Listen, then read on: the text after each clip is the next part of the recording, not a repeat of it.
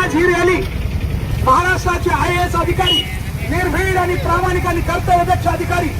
माननीय तुकारामजी मुंडे साहेब यांना पाठिंबा देण्यासाठी, यांना समर्थन देण्यासाठी या रस्त्यावरून आणि केस तहसीलदारांना निवेदन देण्यासाठी जात आहे। हम सब आवाज एक आवाज शाबाश, हम सब we support, we support, we support Tukaram Munde, we support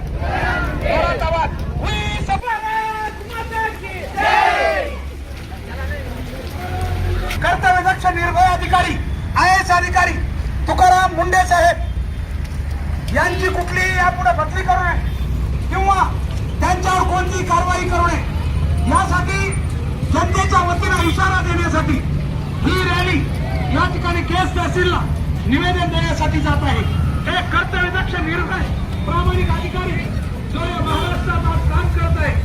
त्यांच्या पाठीमागे खंबीरपणे जनतेने उभा राहिला जात होता। आणि हे पाहिलं कुणी? एक तुमच्या आमच्या सारख्या सर्वसामान्याच्या घरातून गेलेला, ज्याला परिस्थितीची, समाजाची जाण आहे, असे तुकाराम मुंडे साहेब यांनी आम्हाला दाखवून दिलंय, आमच्या समोर मांडलंय की बाबा तुम्ही खाताय काय, तुम्ही सपोर्ट कोणाला करताय, कोणत्या गोष्टीला सपोर्ट करताय। ठीक आहे, आम्ही जंक फूड त्या ठिकाणी टाळले हो,